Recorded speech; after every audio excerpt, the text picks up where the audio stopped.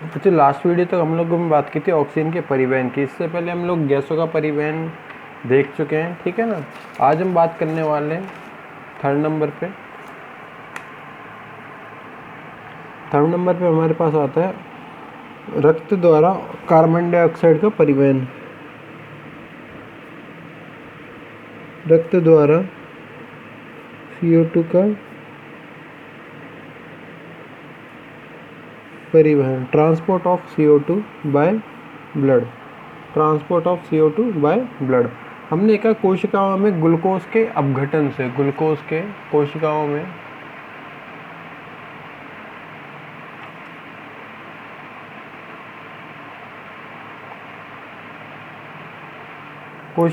Glucose के अपघटन से क्या बनती है, कार्बन डाइऑक्साइड बनती है, जो कि एक अपशिष्ट पदार्थ के रूप में, वेस्ट मटेरियल के रूप में पाई जाएगी, ठीक है ना। वेस्ट मटेरियल के रूप में पाई जाएगी। इसकी कोशिकाओं में अधिक सांद्रता होती है वातावरण की तुलना में, जिसके कारण ये क्या होती है, शरीर से बाहर की ओर विसरित की जाती है, डिफ्यूज की जाती है। कोशिकाओं में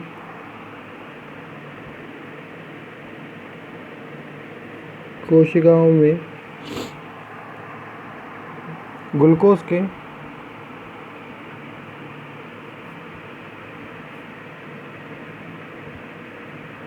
अपघटन के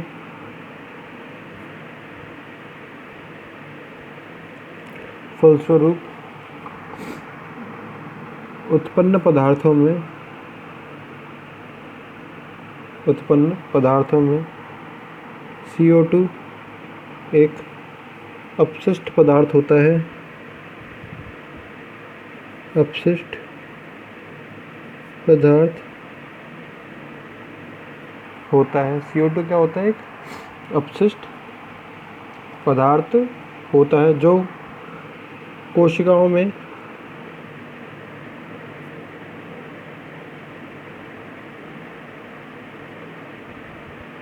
में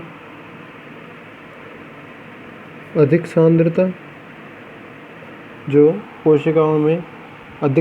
सांद्रता एवं दाब के कारण, प्रेशर के कारण, दाब के कारण रक्त में विसरित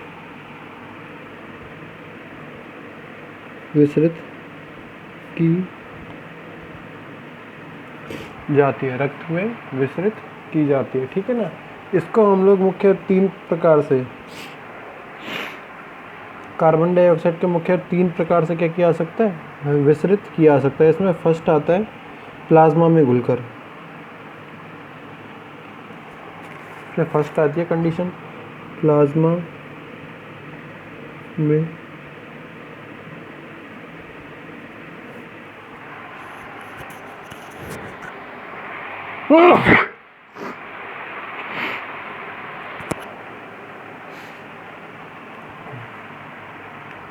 में घुलकर, ठीक है ना। CO2 का 60%, 7% क्या होगा, प्लाज्मा में घुलकर विसरित होता है। प्लाज्मा होता है ब्लड का भाग होता है, जो कि हमने पहले पढ़ा हुआ है। इसमें फाइब्रिनोजन, थ्रोम्बिन आदि प्रकार के क्या होते हैं, फाइब्रिनोजन, थ्रोम्बिन, प्रोथ्रोम्बिन प्रकार के प्रोटीन पाए जाते हैं। CO2 रक्त में उपस्थित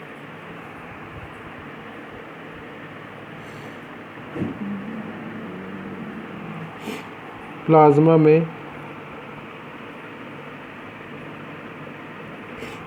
में घुलकर कार्बोनिक अम्ल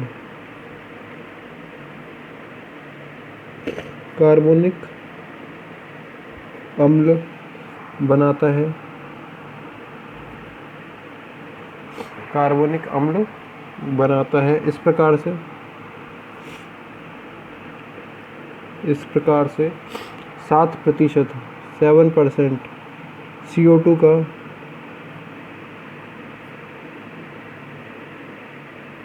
परिवहन,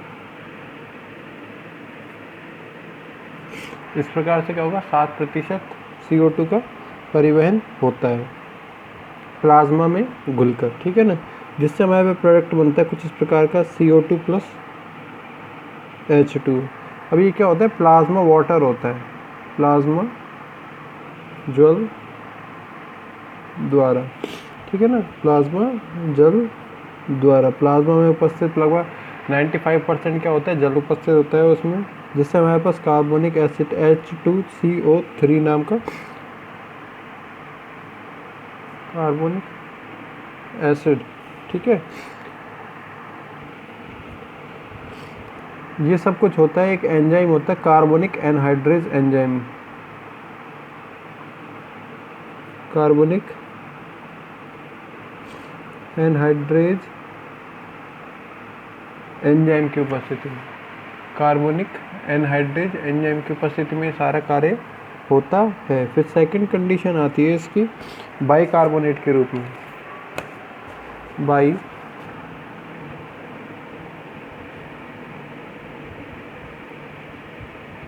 बाइकार्बोनेट के रूप में।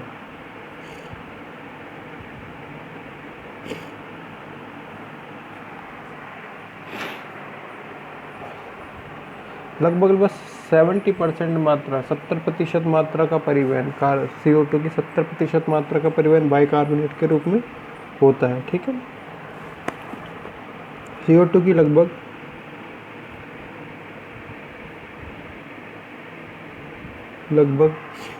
70% मात्रा का परिवहन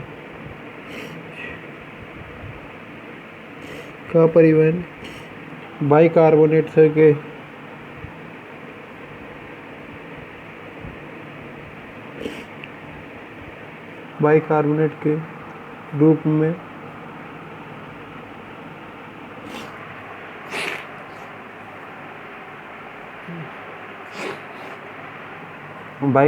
के रूप में होता है। CO2 रक्त के पोटेशियम तथा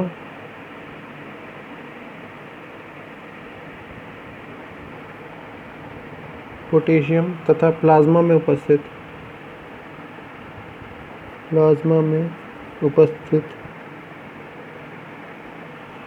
पोटेशियम तथा प्लाज्मा में उपस्थित सोडियम से मिलकर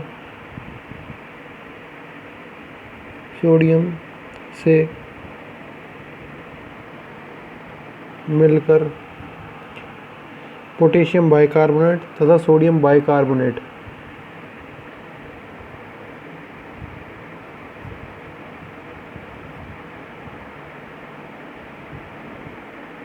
तथा सोडियम बाइकार्बोनेट बनाता है, सोडियम बाइकार्बोनेट का निर्माण करता है। हमने ये बात की रक्त में सोडियम तथा पोटेशियम आयन पाए जाते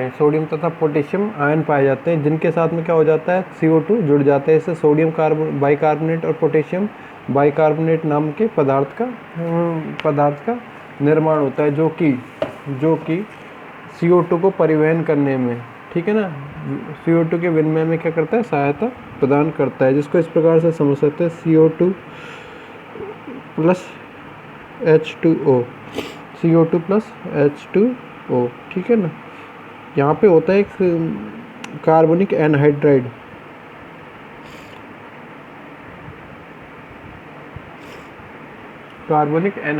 एंजाइम, जिससे हमारे पास प्रोडक्ट बनता है H2CO3। यह आगे जाकर H प्लस HCO3 माइनस में कार्बनिक अम्ल में, कार्बनिक एसिड के अंदर, ठीक है ना, क्या हो जाता है, विभक्त हो जाता है, कार्बनिक एसिड के रूप में विभक्त टूट जाता है। फिर आती है CO2 plus H2O plus Na2CO, sodium carbonate बोलते हैं इसे, Na2CO3।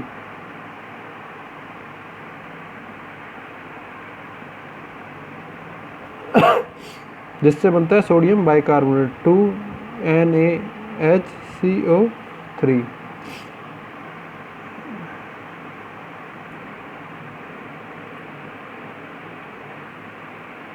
Sodium bicarbonate, sodium bicarbonate का क्या हो जाएगा यहाँ पे,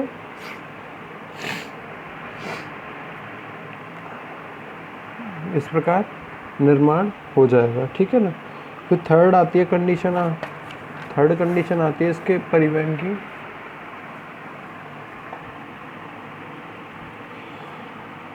कार्बामिनो यौगिकों के रूप में।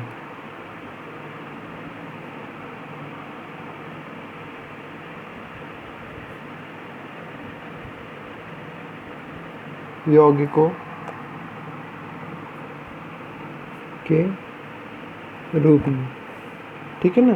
कार्बामिनो यौगिक होते हैं कार्बन डाइऑक्साइड और H2O जुड़कर कार्बामिनो समूह, कार्बामिनो ग्रुप का निर्माण करेंगे, जो कि हीमोग्लोबिन के साथ जुड़कर कार्बोक्सी हीमोग्लोबिन का निर्माण करेगा, कार्बोक्सी हीमोग्लोबिन का निर्माण करेगा। लगभग 23% CO2 का परिवहन इसके द्वारा किया जाएगा। कार्बन डाइऑक्साइड CO2 हीमोग्लोबिन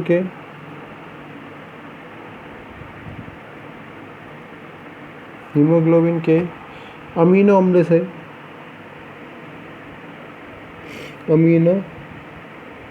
अम्ल से जुड़कर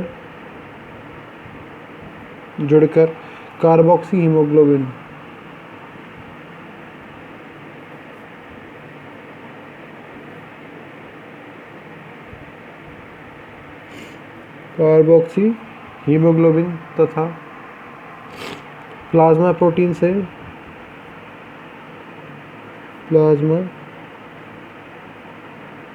से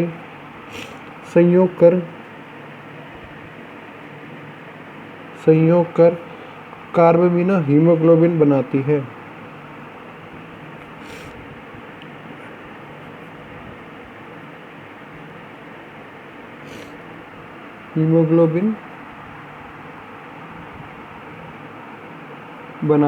ठीक है ना। कार्बामिनो हीमोग्लोबिन बनाती है। इस रूप में लगभग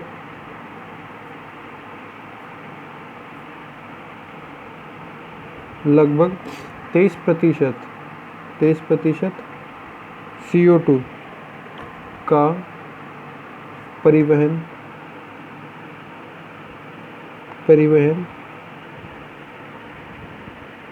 होता है। ठीक है। लगभग 23% का परिवहन इसके द्वारा किया जाता है। इससे हमारे पास कुछ इस प्रकार का CO2 plus H2O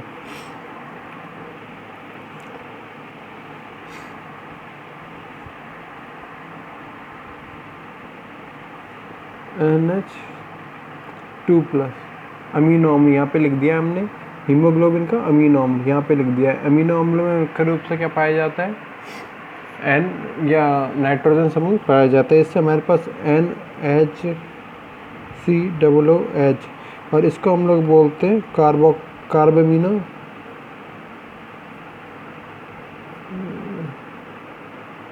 carbamino group बोला जाता है। ठीक है ना। अब ये HB यहाँ पे इसको इसी प्रकार से लिख सकते हैं, या फिर HBNH2 लिख देते हैं और भी अच्छा रहेगा। HBNH2 plus CO2 HBNHCOOH condition की बनाता है, जिसे हम लोग बोलते हैं कार्बोक्सी हीमोग्लोबिन।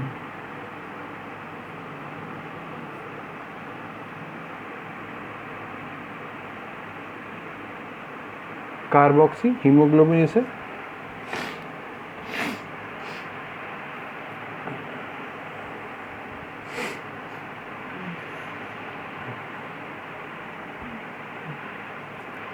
कार्बोक्सी हीमोग्लोबिन इसे बोला जाता है। तो इस प्रकार से हमने कहा है कि कार्बन डाइऑक्साइड का परिवहन 3 प्रकार से देखा हमने। ठीक है ना। लगभग 7% CO2 का परिवहन जो है प्लाज्मा में घुलकर होता है, जो कि कार्बनिक एनहाइड्रेज एंजाइम की उपस्थिति में होता है। कार्बनिक एसिड का निर्माण करता है। प्लाज्मा क्या होता है? रक्त का छनित्र कह सकते हैं हम लोग, जिसमें रक्त कोशिकाएं, रक्त कणिकाएं नहीं पाई जाती, उसे हम लोग बोलते हैं प्लाज्मा, जो कि 55% भाग होता है एक ब्लड का, ठीक है ना। उसके जल के द्वारा, प्लाज्मा में उपस्थित जल के द्वारा क्या होगा? CO2 का परिवहन किया जाता है। सेकंड कंडीशन आती है बाइकार्बोनेट के रूप में, ठीक है ना, बाइकार्बोनेट के रूप में। प्लाज्मा में उपस्थित या कह सकते हैं रक्त में जितना भी क्या होगा? आयन्स उपस्थित होंगे। आयन हमारे पास होता है, जैसे पोटेशियम आयन उपस्थित होता है इनऑर्गेनिक साल्ट्स के रूप में, पोटेशियम आयन होते हैं, सोडियम आयन होते हैं, ये उपस्थित पाए जाते हैं, जिनके साथ CO2 जुड़कर, पोटेशियम बाइकार्बोनेट और सोडियम बाइकार्बोनेट का निर्माण कर लेता है, ठीक है ना, जिसके रूप में लगभग कितने 70% मात्रा का परिवहन किया जाता है। थर्ड आता है कार्बोमिनो यौगिकों के रूप में। थर्ड आती है कंडीशन कार्बोमिनो यौगिकों के रूप में, ठीक है ना। कार्बोमिनो यौगिकों की यदि बात की जाती है तो हीमोग्लोबिन के जो भी अमीनो एसिड्स होते हैं, जैसे ग्लोबिन प्रोटीन की हमने बात की, क्या बात होती है? हीमोग्लोबिन के अंदर ग्लोबिन प्रोटीन पाई जाती है, ठीक है ना। ग्लोबिन प्रोटीन आपस में अमीनो एसिड से जुड़कर बनी होती है। इसको हम लोग बोल सकते हैं अमीनो एसिड ऑफ हीमोग्लोबिन, ठीक है ना, amino acid of haemoglobin. Amino अम्लों के साथ जुड़कर क्या बनाएगा? कार्बोक्सी हीमोग्लोबिन का निर्माण करेगा, ठीक है ना। कार्बोक्सी हीमोग्लोबिन प्लाज्मा में प्रोटीन के साथ संयोग करके कार्बोमिनो हीमोग्लोबिन का निर्माण कर लेगा। लगभग 23% CO2 का परिवहन इसके द्वारा किया जाएगा। बाकी हम लोग देखेंगे नेक्स्ट वीडियो के अंदर। Thank you.